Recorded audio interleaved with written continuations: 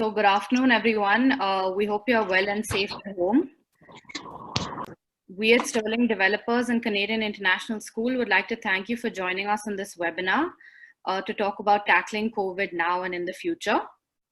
We would like to welcome our first panelist and speaker for this afternoon, Dr. Ravindra Mehta, Chief of Critical Care, Consultant Pulmonologist and Sleep Medicine Specialist at Apollo Hospital, Jayanagar, Bangalore. Dr. Mehta has been certified by the American Board of Medical Specialties for Pulmonary Medicine, Interventional Pulmonology, Critical Care Medicine, Sleep Disorders Medicine, and Internal Medicine. Thank you, Dr. Mehta, for taking the time out today to speak with us. Thank you. Well, good afternoon, everybody. It's nice to be here, and thanks a lot, Anjana, Ramani, and everybody else, and welcome my colleagues also. Hi, Ranga. It's unusual to be here. You can't say it's nice to be here because it's a very, a time I've never done this before. I mean, we all know each other for a fair number of years, and I've dealt with interesting situations, complex ones at that too. But this is something which has completely taken us by storm. And the idea of today's presentation was initiated by Ramani when he said that people would like to know. And, both of us agreed that, okay, if you really want to know more about it, then we can talk of it from both a medical perspective and other perspectives. Now, here is the catch out here. If I make it purely medical, it becomes very boring. And each one of you, if you've been sitting at home with the onslaught of social media, then you probably know a lot. A lot means a real lot. So we're going to try and make it both interesting from a background perspective, medical aspects you may not have thought about, and what most interestingly you guys want to know is what is the way ahead. By no means is this supposed to be a comprehensive thing on how to tackle the crisis. There is no way coming with all solutions to you, but certainly we're getting both the domain knowledge and perspective on the ground in a fashion which hopefully will be adding to the whole discussion. So we start with this PowerPoint, and we will walk you through everything over here. And like she said, we'll be happy to take questions in the end. The picture is ominous. It's a little small 1 micron virus, and it is titled "The Journey of 1,000 Miles Starts with a Single Step." And here it's been something which is a journey which is not only 1,000 miles but undefined at this point. So let's go with a little background, and do forgive me for a little redundancy as I build up the whole story. In December, the story starts when an ophthalmologist, an eye specialist in China, notices some unusual viral infections. And this 34-year-old gentleman then alerts people to say that is this similar to this coronavirus we saw a while ago. Obviously, just like everybody else, he's largely ignored. And then it turns out that that is a beginning. That was the trailer of what was supposed to come. And that seems a long time ago, but basically it took the world by storm. The biggest hurricane, storm, or tornado the world has ever seen. Wuhan is a city very few of us know. It has now become, in my first grade children will know about it right now. It went rapidly across more than 200 countries now in cruise ships who got their own entity. And the biggest issue was the speed, the rapidity, the enormous gear it went into where healthcare facilities got overwhelmed. And we have been seeing the story in the reverse of what we usually see. Most developed of countries and state-of-the-art healthcare facilities are struggling as we speak on the ground with nothing changing in terms of containing it. And it has been appropriately termed as the catastrophic event of the century because the last similar event was 1918. So anyone who's 90 plus also says they have never seen this sort of either event or measures required to contain it. We're in the midst of a countrywide lockdown, and that's why at 2:30 in the afternoon, I can get so many of you on the same platform and vice versa. Future lockdown release and re-lockdowns are being talked about. We hope that it's not an indefinite process. Incidence is going exponentially, and those corona calculators are like the stock exchange. Where people are, it's all coming on TV channels, much to both our initial interest, but now our disdain. Testing is limited. Don't forget that we came at the tail end of this epidemic. It swung from China, went to Europe, and from Europe made its way to North America. So they have pretty much not only absorbed but sucked the world resources. So we are dealing with testing platforms which are coming at the tail end. So obviously we are in trouble. Not to mention that we start with a country of 1.25 billion. These are the latest numbers we picked up from one of the trackers today. Around 30K cases, around 1,000 deaths.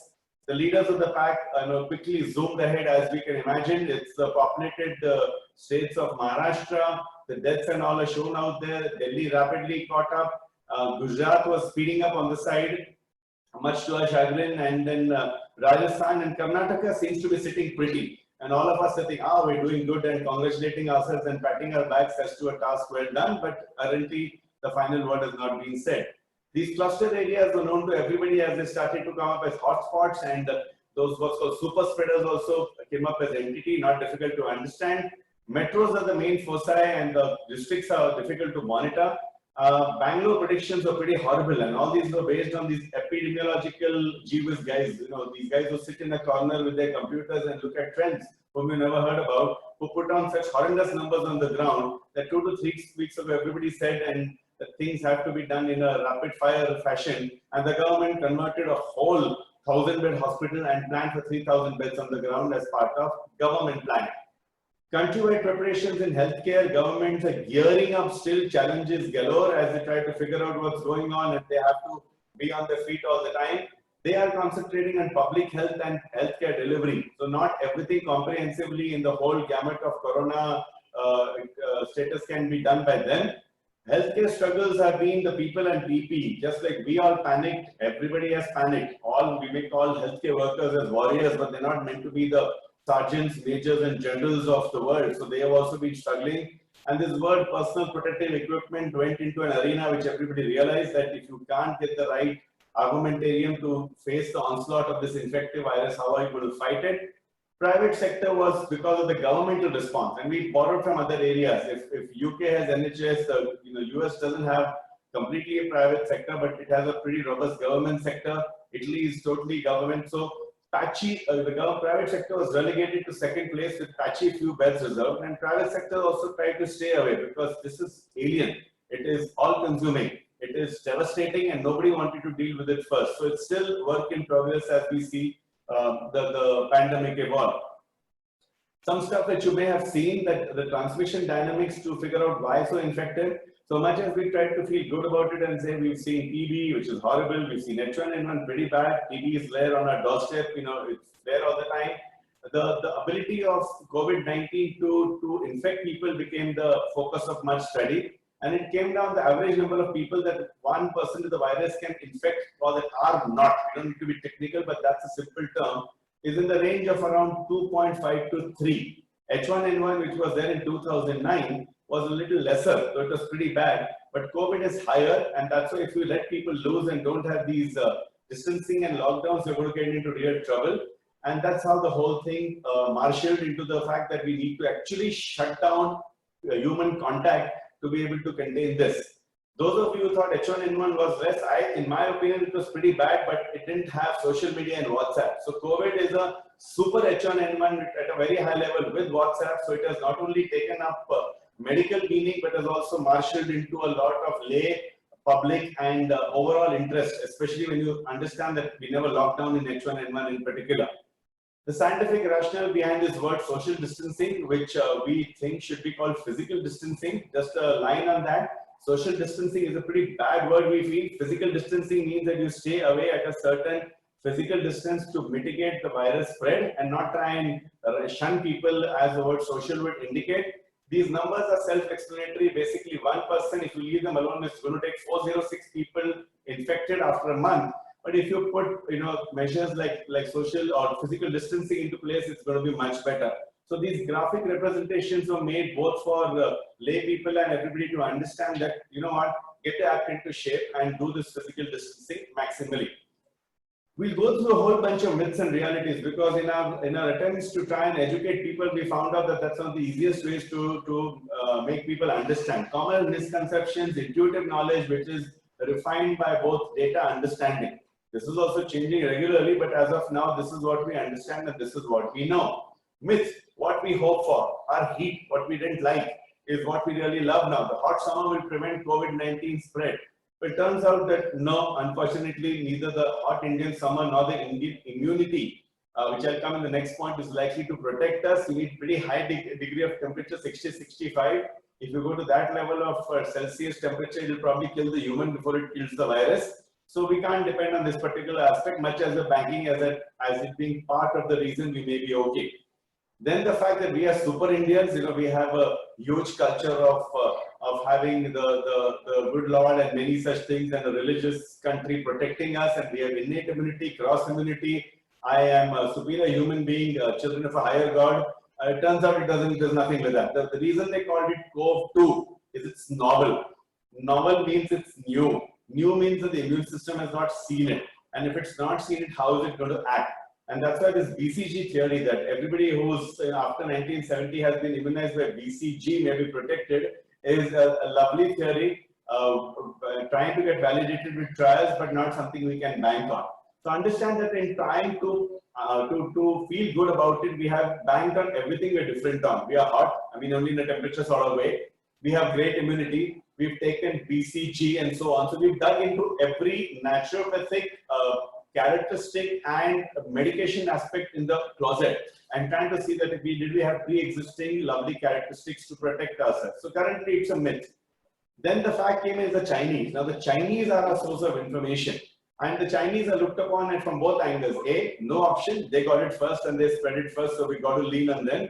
B, for the first time they have projected in literature. They never used to writing up English literature, ability to publish the rigorous science which leads to their imprint in journals. Never, it's not easy.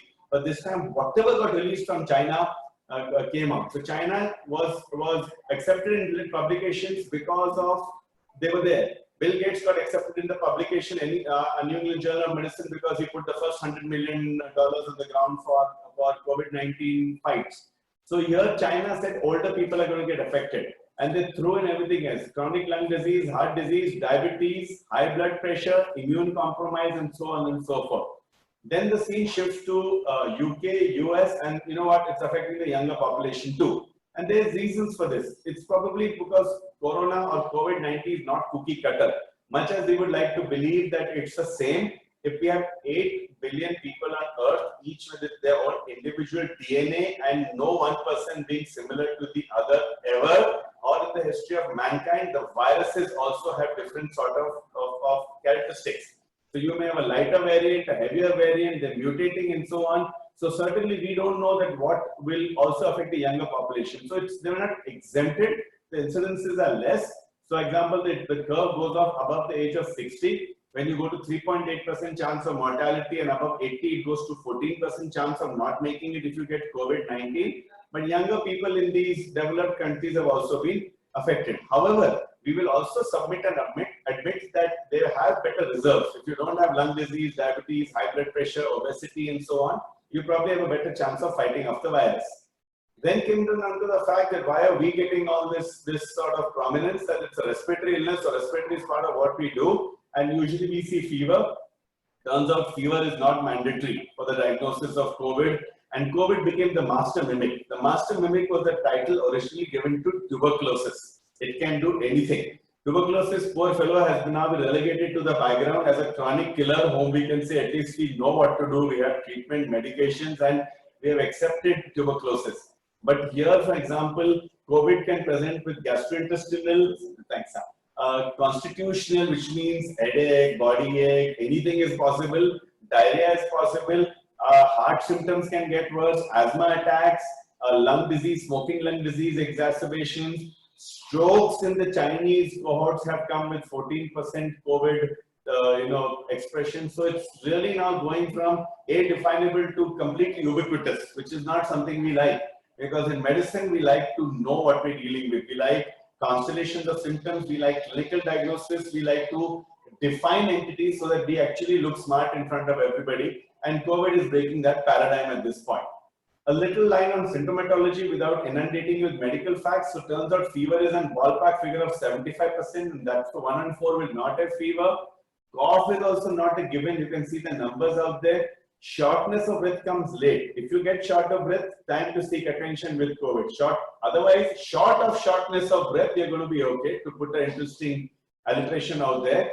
And so if you really get into that syndrome, you're going to get into trouble. We'll show you that. And this particular thing came out there, that lack of smell and lack of taste. So initially, this is COVID specific. Later, no, may not be COVID specific. And now, yes, there is more people with this sort of symptoms. So pure these symptoms also, not chronic ones, ladies and gentlemen, acute change can also herald COVID-19. And then pretty much everything I can put on the list out there, which is going to happen to any one of us in the next 30 days may be COVID. It is not a given COVID, it may be COVID.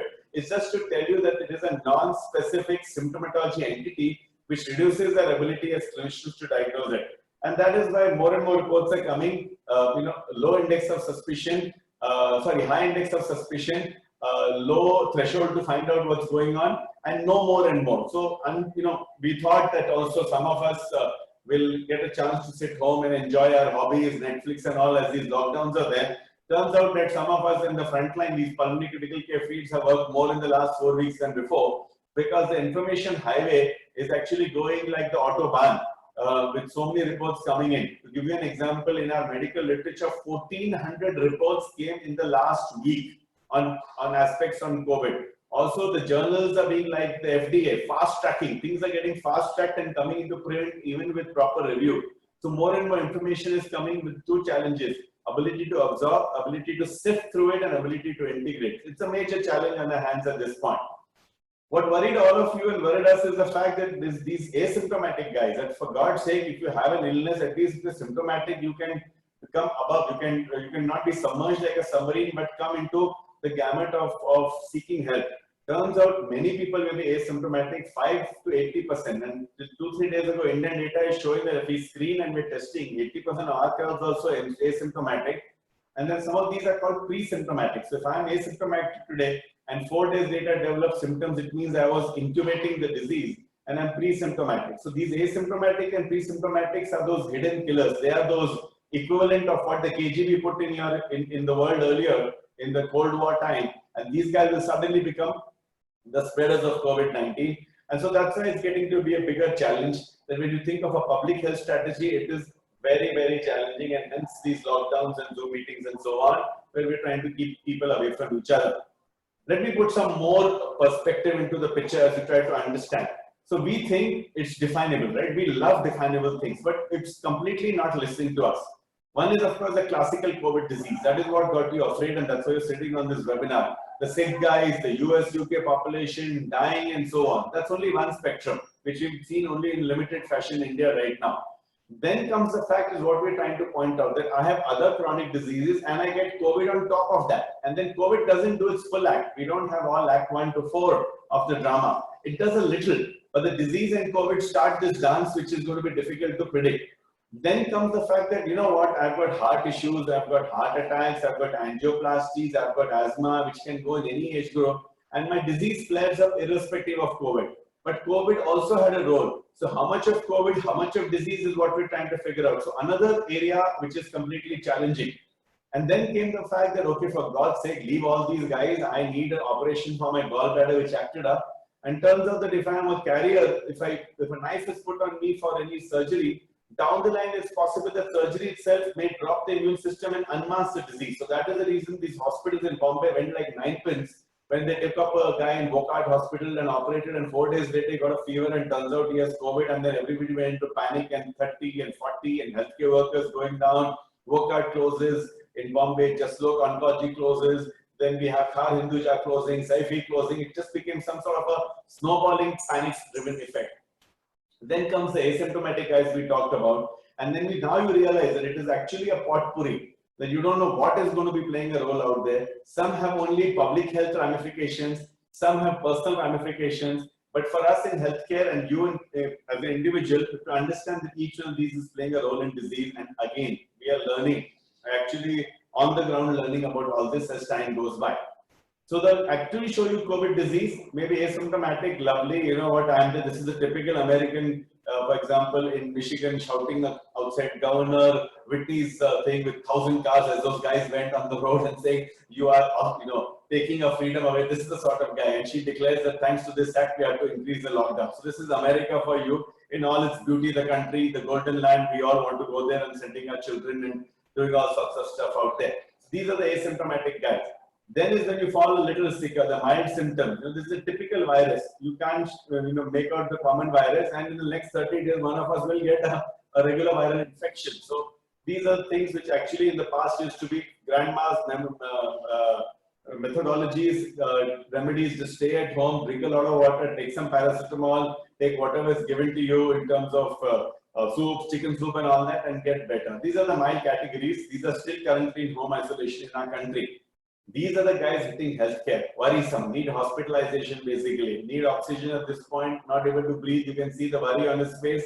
And the black is good, the white is bad. White is not good. So this guy is in trouble. And these are the highest red level of healthcare, then things may get worse. And this is what worried all of you. The person on the ventilator, this is sitting in a hospital bed, critically ill, multi-organ failure. So this disease, which we hope was just respiratory, turns out to be a highly mischief monger. It is affecting the heart, it is affecting kidneys, the vascular system, many areas, the brain at this point. So these are the ones critically ill. And once the virus goes running amok, so it's all about load. You guys know load more than anything else. If X comes in, but if it's going crazy and your immune system and many other factors are not handling it, then this is what's happening. So that is the whole spectrum of COVID-19 disease explained graphically, and hopefully I have not petrified you beyond the point. It's supposed to be knowledge and information. Myths and realities continued. Okay, what are we? We are powerful people. We all, Ramni and everybody say, I need to get a swab. Why I can't get a swab? I've done everything in this country as I wanted to get. Turns out you just can't get it at this point. We talked about the fact that, we are at the tail end. We're absolutely the last guy, the bottom of the barrel for the resources part of the world right now. So we don't have test kits. They've got criteria. The policeman is ICMR, Indian Council of Medical Research. They put out guidelines. So much as you want, neither money nor pull nor cloud can get you a swab very easily. You got to form in certain criteria. So we're waiting. And this may change every week. What we have learned in COVID-19 is dynamic on your feet thinking. I'll say something today, 1 week later, I have to keep modifying it, and that is why version 1, version 2 is keep coming faster than you can ever imagine, faster than the iPhones which you all are carrying at this point.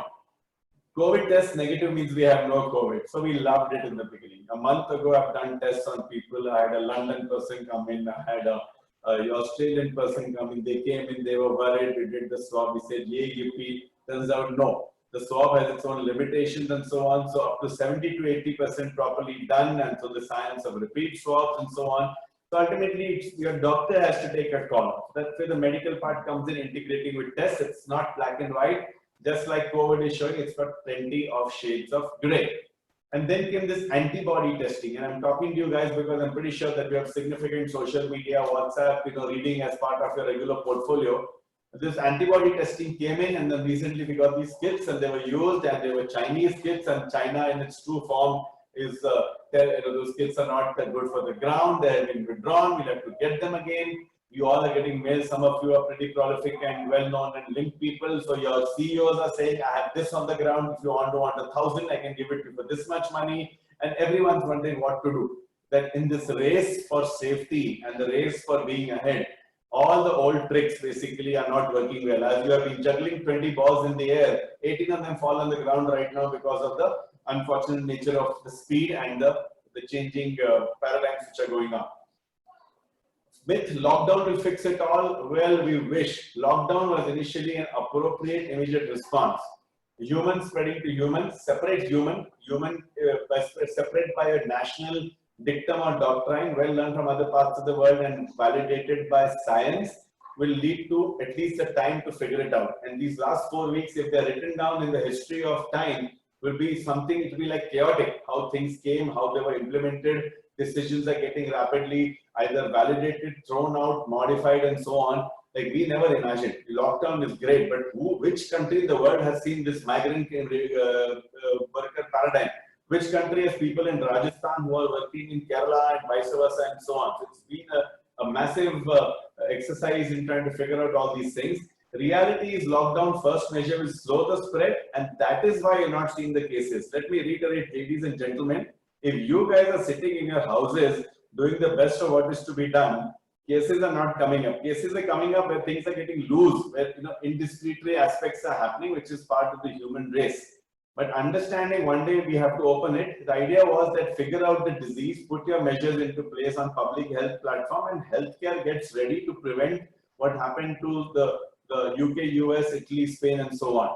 Myth is government centers can manage all. Well, government is the first responder. Your tax dollars go heavily towards the government's resources. And don't forget, I don't know how many of our tax dollars are going to be left at the end of the line with this economic crash to fund the government. But the middle class and upper class is used to the private sector. The highest level of tertiary care, I'm pretty sure that all of you have usually definitely go to the private sector.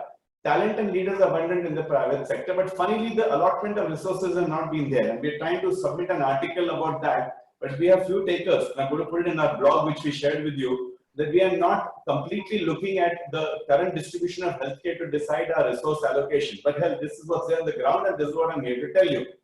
We did a survey in the last week of March, where we asked our young daughter to at least do something better than sit on social media and so on. And so she put this survey, and we realized that yes, the middle class and the higher class, the rich class want to see better care. They're worried about the government infrastructure, and they will pay.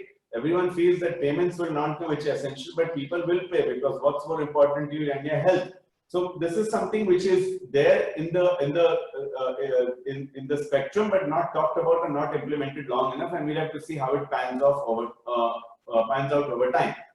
Another myth and reality affects the underprivileged only, and that's why the government system was marshalling its resources as its overall responsibility. You can see all the famous faces out there. The gentleman who tried to say herd immunity, 55-year-old with his significant other, having a baby, he shakes the hands of every leader, then gets COVID himself. Not only gets COVID, he becomes the third character on oxygen, goes to Guy's Thomas, has a massive marshal of resources, and fortunately makes it out. But it really was something which blew this whole herd immunity, to eternity. So, and then of course you saw Prince Charles, you saw Justin Trudeau, his wife, and we think he may have got it because it's not easy to declare, heads of states as having COVID. And then film stars, you saw that dance thing which went around a film star who came back from abroad. And healthcare workers, they're really worried. 100 in Italy, we're going down like flies. Because clearly, if we don't have enough of understanding on the ground and protective equipment, this protective equipment was not available.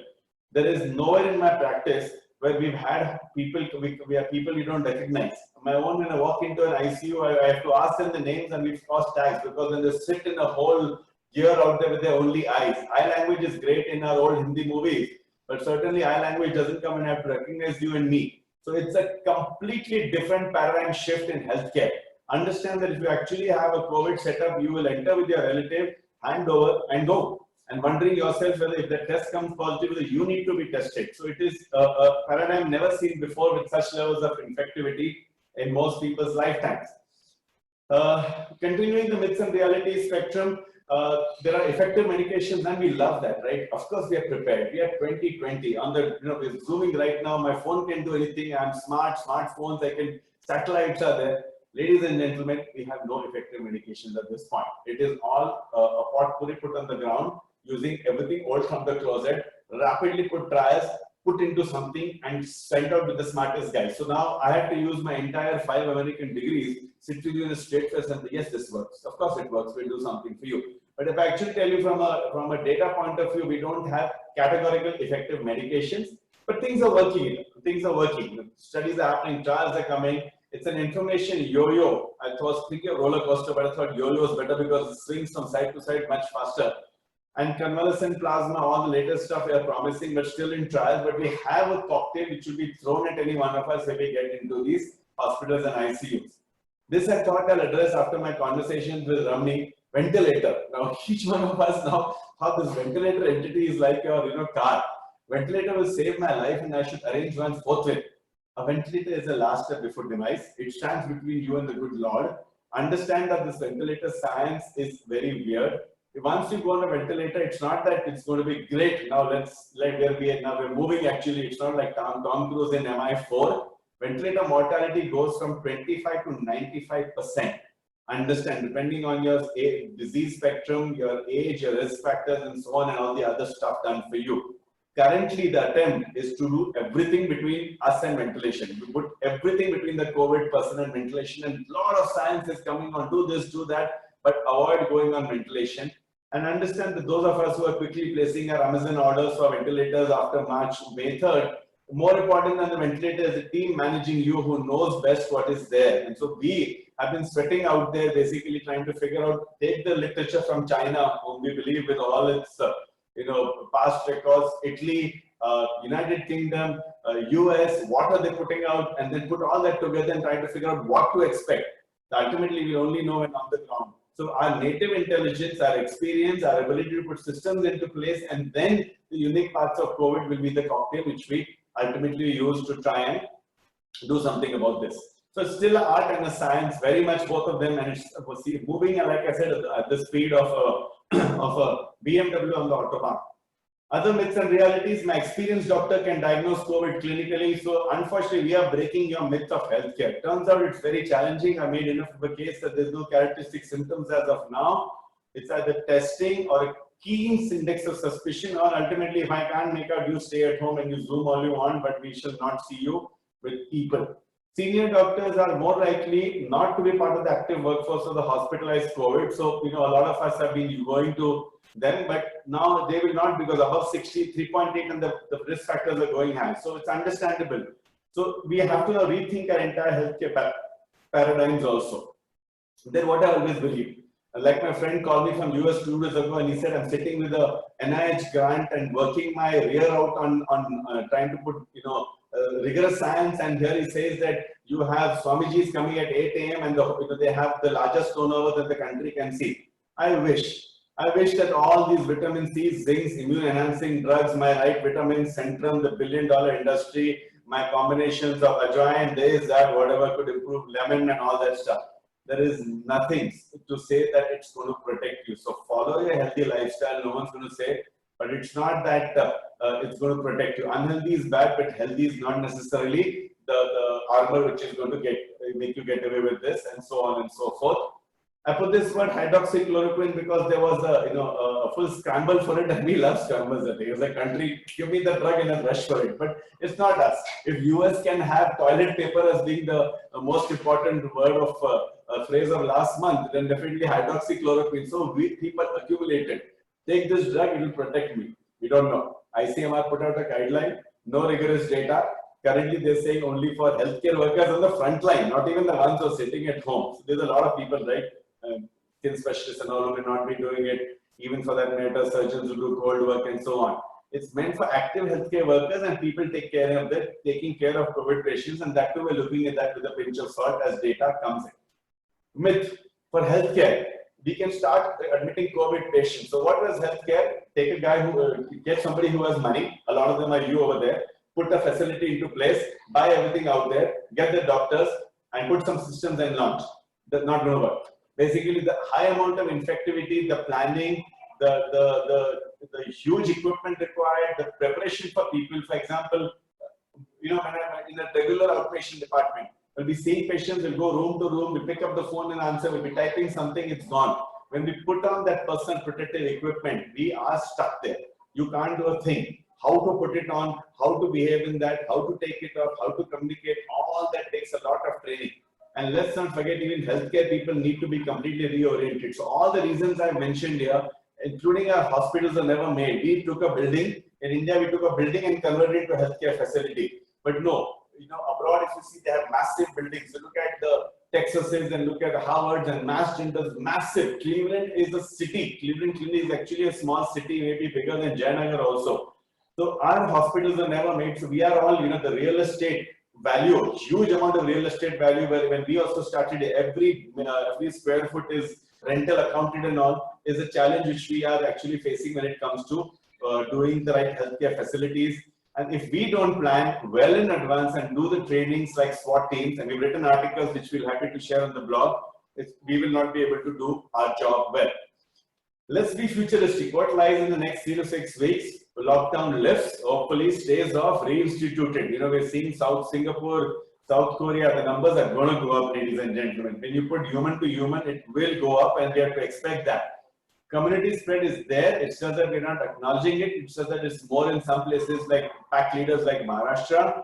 We are now worried, as I said, that every respiratory illness and other illnesses will be a potential COVID, and the non-respiratory mix also concerning. And then comes the not so nice news, which we scratched our head on, is that this may go on for months. So those of us who are feeling that, okay, now it's done, now it's done, now it's done. It may not happen at all, because that's the way pandemics behave. a science we don't want to hear about, a science we don't want to know much about is what it's representing. And all these big guys, when they talk on and give us all this knowledge, is actually both illuminating but concerning, and usually leaves us with a bitter taste in the mouth. Is when these Italians put all these patients into one hospital, and then the infectivity was something they had to deal with. So this is something we are all trying to learn from, but implementing only so far. We got to get prepared in the next few weeks for at least healthcare and other areas, which I'll talk about. Life in the near future, we're going slightly off medical also, because I know you want to do that, and I'm not a carrier of great news, but I'm the messenger, but I'll try and give you a positive spin in the end. Each and every aspect of life, as we know it, will have to transition from lockdown. This is the worst thing to usual. So we're hoping for a swift thing to life as usual. Not going to happen. The usual may be a pipe dream for now. Life as we know it, and more we've been on earth, the more we want usual. It's going to be very, very difficult. Going out, mobility as we take for granted. So that's why the American sitting out there in California, give me my freedom back. He's going with guns out there. Coronavirus and guns are not compatible. This is not something. So our mobility, our freedom, our independence, our so-called democracy, something is going to be completely challenged at this point. We'll become guys with passes. Can you imagine now we go in our cars with passes at this point? Work as we know it is going to get redefined. Entertainment which keeps us going. Whatever we built in the last 10 years to represent what is our fiber, movies, malls, theaters, sports. If you look at the sports page, the Times of India has become like, it's gone from a heavy, prototype newspaper to a little, what we call as a pamphlet, literally. The sports page has nothing on it. There is no sports page. They've shrunk everything over there. Mass transport, we don't know how to restart it. A major challenge for everybody. Airlines, those planes have never been so grounded as now, and we don't know when they're going to start. Jet fuel is available like water at this point as we struggle with what's going on the ground. International travel seems to be like, we better go back to the Star Trek days. Beam me up, Scotty. The thing of getting on a regular plane and buying a ticket and going on. And today we were reviewing, and I have to smile when they said that the bathrooms are the highly infective areas, because that's where people go and cough and spit and so on and so forth, and not even put the lid on when they flush. So even going to a public bathroom is going to be something quite concerning. I do have to smile when I say that, because it's a complete paradigm shift. To put something into perspective, the COVID truths, as we like to call them, it's here to stay.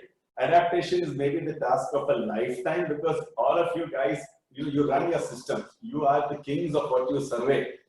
Unfortunately, this little 1 micron virus is redefining our existences. Data is changing rapidly. So you say, Ravi, help me now. Give me a chance. This is version so-and-so. It'll keep changing every week. Issues from setup to setup. We never realize every setup, from facilities to transport to every industry, has to look at it, because it's always gender COVID information, infectivity information, and how I run my facility. These three basically will tell you everything about what needs to be done, and each is a science by itself. Core problems are the infectivity, the non-specific clinical picture, tests we talked about, and hopefully this will get better. And for the first time, it's very distressing where provider, I take off this word doctor, provider, patient, community, all are scared of each other. You do not believe how we take permission. Can I come and meet you? Do I have a mask on me? And recently I was stopped and I was driving my car by a policeman, a ground level policeman told me, wear a mask. And I had to admit that in my car, he's being told to wear a mask, so there's nobody there, but I have to listen to him despite all these American boards, which are pieces of paper when it comes to actually sitting at the ground level. COVID arena for each one of us is public. What each one of us is doing as both a citizen, and a lot of you are contributing so much when you're feeding people and doing so much. Organizational, which is your challenge, because you have to set up systems with existing knowledge. Individual is what happens to me as we both put brave faces at the same time, are petrified in the background as we start coughing here and there and wondering, is this what is going to take me down? The tools are understanding, and we're sitting that, and for that we appreciate your time. Precautions, what is known out there, and the PPE word in some fashion or the other. Simplest is the cloth mask, and going up to the biggest things, the hazmat suits like thing which we have in healthcare. We don't have them. We hope we have them in the right time and the right place. Personalization, you don't need to be completely a medical guy. It's all there on the net now. For example, me, I never learned engineering. The reason I became a doctor is weak mathematics and limited understanding. But I have now got to understand AHUs, FCUs, fan control units, what's going on, everything and so on. They're telling me GSMs, which is gram per square meter, materials. So garment factory, engineering, everything is part of it. And I can't remember the last time I had to look at all these things. So each one of us will be looking at all that.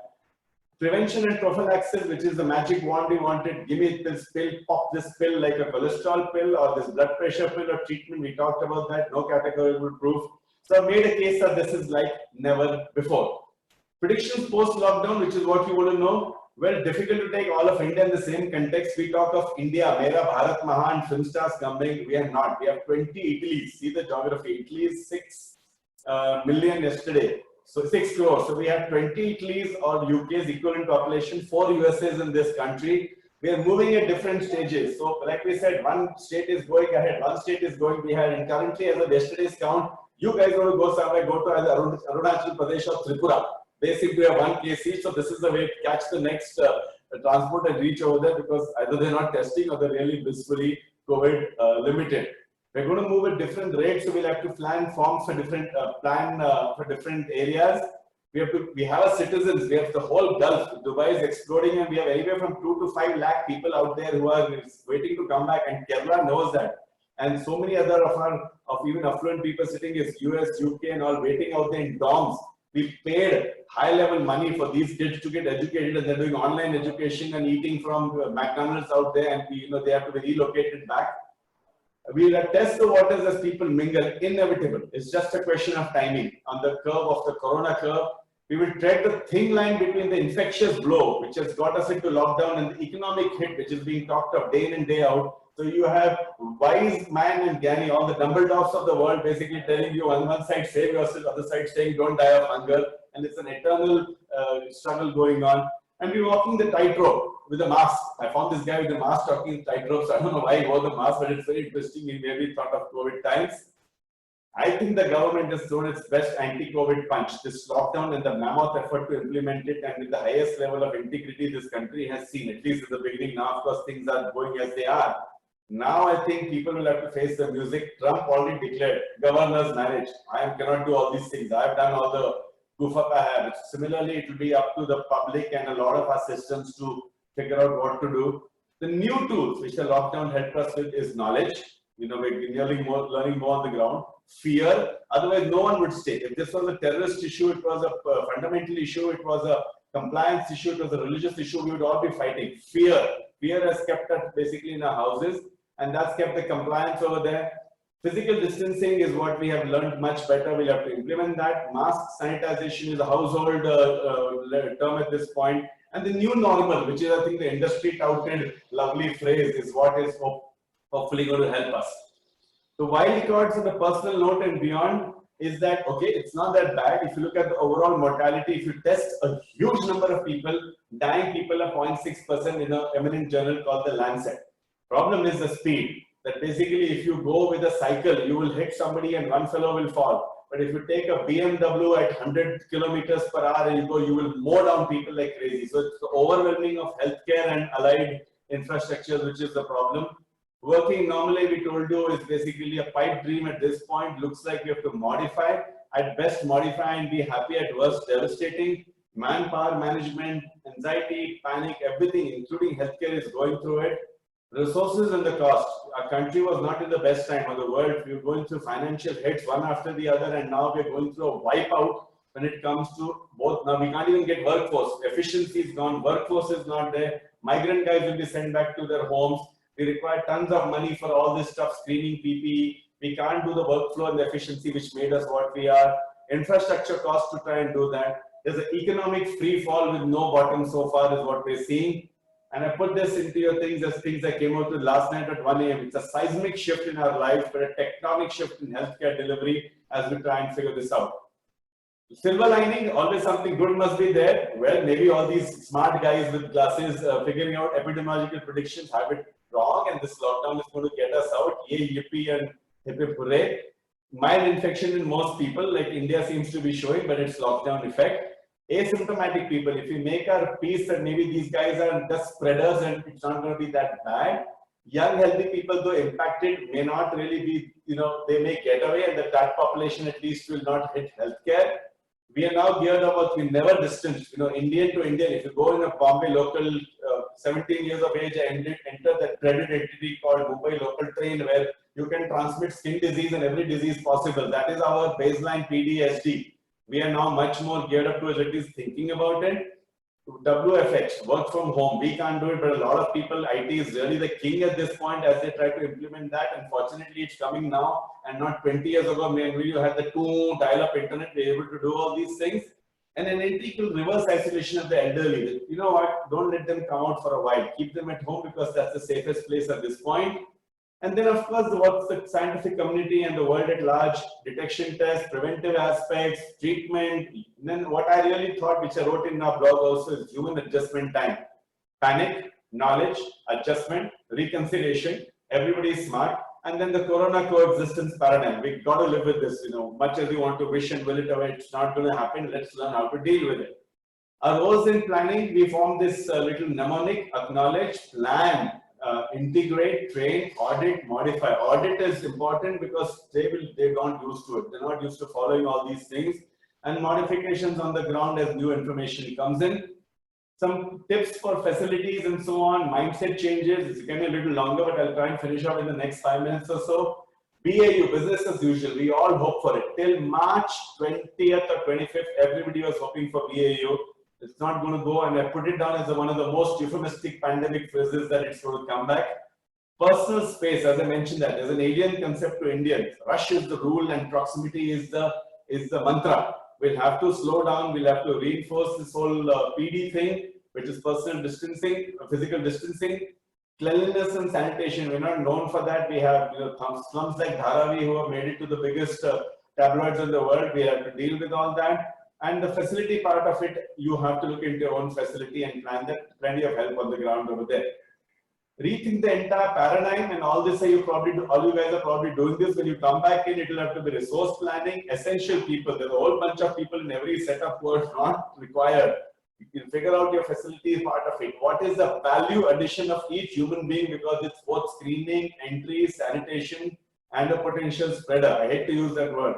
So value addition of personnel, staggered shifts, using telemedia, self-reliance. If our chief minister can say 2 days ago, don't come and beat me, give me your money on the net, which is never said before, I'm sure, in his life, it's something to think about. The usual stuff is infection control, sick policy. Let's not panic and treat people humanly. We put an article saying that, corona casualties are not criminals, and so on and so forth. And then, of course, change the culture, slow down. It's tough for us also. We all work fast. We pride ourselves on efficiency. Now we have to slow down, and then dynamic change. And of course, at the bottom line, humanity and concern must be the driving force. The economic hit, we have existed month to month. I mean, we pride ourselves. 30th of the month, all data coming out, quarter to quarter. I mean, everything is based on that. Life will have to be recalculated because the disease is not looking at us. It actually put out a day-to-day paradigm and broke our entire month-to-month, quarter-to-quarter thinking. Personal planning, what I should do, you should do. It's a moving target. The usual stuff. I won't go through it. On the left side, you see what's there. On the right side, the travel part, it's going to be horribly redefined. And the elderly part. So now, who's elderly is a big thing right now. We'll have to get into that separately, because elderly is based on your risk, based on the data coming out. Home health policy, we can't function. We basically work, we get help at home, and they also earn money. How many of them, where are they coming from? Apartments have gone nuts trying to manage this on their own and at the same time work from home. Entertainment and gatherings, we loved it. I mean, 2 days ago, these guys put some singers over there and they tried to do something about healthcare workers and all. It was miserable. Imagine that guy standing in the midst of a stadium with his entire sound effects at home trying to do something with a small setup. There was nothing out there. So it's all going to get redefined. Sports is going to get redefined. And a welcome society like ours, guests are not always welcome, especially the ones who keep moving from place to place and you have to keep asking them where you were. The infodemic, which parallels the pandemic, it's information. It's been a revealing thing and a nightmare. Initial phase, March, late March, I have to know everything. WhatsApp is informative. I have to enhance my battery time and put everything on cloud, otherwise all phones were shutting down. Newspaper media, let me gobble all this information. I'm brilliant with my IQ of 120 to 150. COVID counters, tuck, going on as the cases are rocketing, everyday discussions, and then, morning garden meetings replaced by COVID discussions. Screen time is skyrocketing. forwarding at its global maximum, and then what you can't negotiate is too much sometimes, too long, forward it to some doctor friend who can help figure it out, who himself is trying to figure out what's going on. This was the initial phase. Current phase, everyone's exhausted. Webinars are tiring me, information is moving too fast. Today it's a drug, tomorrow it's plasma, third is ventilator, fourth, God only not. Even the medical community, they also give up and they try to ask people in the domain experts, and we are also getting inundated as we speak. Either you can listen to something or you can do something. Today's breaking news is just breaking into pieces tomorrow, so we have to be troubleshooting that. So ultimately, it's let me preserve my health, exercise, and sanity and plan for the next stage. That's the most sensible advice on the ground. What I can do makes more sense than what I cannot help with. Please give up, and that's how we created those myths and realities. Paradigms never seen before, maybe not in this scale. This is like a conclusion thing. Imagine COVID came at the highest peak of world population, zipping up 8 billion plus. Came from the country with the highest population. Looks like the good Lord had it in for us. Otherwise, why would it have been this way? You know, then this country is the one we've invested maximally in the last 50-20 years. Everybody is in China. Maximum flights went out from China. If you don't know China and you don't have China as 50% of your world goods, there's something wrong. So that is where it landed. Then became the fact globalization, lovely, massive airports like cities, flights on flights, every 1 minute, one flight, in every 1,000 meters I hear about Heathrow, there's a flight out there. So look at it, the virus was just waiting for us to set this up, it looks like. And then comes the major thing, we are the poor sops, sitting in a corner. Healthcare, who cares about healthcare? War budgets are around 30, these army armed forces budgets are 13%, drones all over the place, everywhere money was put in healthcare, no research in virology which could help us. Virus came brilliantly, this 1 micron, little 1/100th of a hair creature, learned from all its prior guys, networked better, SARS, MERS, and came out and hit us like a holocaust. I mean, it's amazing if you look at this paradigm. There's something cosmically and unreal about the whole thing. Different behavior in different countries, and we're trying to figure out whether what is this virus and its mutants. Overall, the best systems of healthcare, they have completely raised their hands. I've never seen US accepting death like this. When 9/11 happened, we were there, and my God, that was a fraction of the deaths, and it shook them. For 1 year, planes were flying around New York. Now they're accepting deaths like crazy. Global lockdown is like the earth not rotating, never seen before. Human against human, very bad. Disease ostracization, death in solitude. Imagine now if they pass away, there's no one at the crematorium also. Socioeconomic aspects are colossal, unfathomable, like opening Pandora's box. Brought global powers to their knees and their leaders into healthcare. Information highways, much as they're supposed to be useful, were just spreading the fear, panic, and anxiety spectrums. Way out of this pandemic, database saviors, vaccine. God wish it comes. September, every day is going to give you hope. This one's ready, that one's ready. Till it hits the ground, no one's ready. Realistic expectations, February to March next year. And that to the first world will get it unless you can manage to get it, and please give few of us also at the same time. Drugs, don't know, work in progress. Herd immunity, Boris Johnson tried it and wound up in Guy's and Thomas ICU. So it takes a lot because you're putting the young on the line. Understanding is something which may help us a lot. No options, smart planning and reconciliation, accepting this new normal, the word everyone likes. A lot of luck. Heat, ECG, India, immunity, Patanjali, whatever you take, we need a lot of luck to try and get away with this. Lockdown numbers may give a false complacency. On the ground, if X numbers come, at least 5 to 10 more out there who are infected is the prediction. So to conclude on an interesting note, what we're tackling is still the tip of the iceberg, and it's moving rapidly. We think we know about it, most of it we don't know. And this particular schematic shows you, this is what lockdown is. After lockdown, you feel you're done. This is a pilot who ejects out of his burning plane only to come down to see this sea of crocodiles. This is what's going to happen post-lockdown is our fear in healthcare. We've got to get prepared. The COVID approach can be summarized as what you can do. Accept and understand, change is profound, not short-lived, dig in your heels, take on the challenges, and solution-based approach more than cribbing, planning, and waiting for somebody else to do it. And I put it down because we're facing it daily out here as people wait for somebody else. If somebody else holds a title, he does not have either the domain knowledge, the crisis IQ, or the ability to handle it without teamwork. Plan your space and your role. Your personal health which worries you, don't worry. There's plenty of help on that front. That's the easiest one. Professional is what is bothering each one of us. You guys run, colossal magnates, some of you, and that is why you have to think about that, and facility management, and then public duty, both as a citizen as well as what we can do to help in this particular crisis. What you definitely now should not do, and we made extensive cases, panic, give up or rebel and create more problems. Be eclipsed by information and try to negotiate something which you cannot. It's like a tadpole going through the Indian Ocean. Don't exceed your capacity to handle information. One time in the world when we are saying stay apart sensibly to stay alive, and this is the mantra. Aristotle says man is a social animal. He said that in 300 BC. Now it's called before Corona. And then came COVID as the exception to this rule. Hopefully for now only, and we can all bond with each other as has been our DNA and how we have ultimately led our lives. I'll end with some inspiring quotes. This young 16, 17-year-old Greta Thunberg, who went on the UN for climate change, said this is the biggest crisis humanity has ever faced. This is not something you can like on Facebook. It was for climate change. Climate change is there. Pollution is gone. You can't fight anymore because it's not there. What is there is COVID. So this phrase goes multifactorially for COVID. But JFK said in 1962, which I think we need now as we see few people with crisis IQ. Great crisis produces great men and great deeds of courage. We need those people on the ground. The true test of leadership is how you function in a crisis, which is what is the clarion call. Tough times never last, but tough people do. And that is why the people went to the extent of calling out, the survivors in Noah's Ark, but that was, I think, stretching it too much. I love this place to end with. When Nelson Mandela, before passing away, said that when a man has done what he considers to be his duty to his people and his country, he can rest in peace. I believe I made that effort, and that is why I will sleep for eternity. I end with this phrase: stop trying to calm the storm, calm yourself, and let the storm pass, maybe taking weeks, months, or a little more. But history, the cosmic energies, and time has shown that it will inevitably happen, or we will manage better. Thank you very much.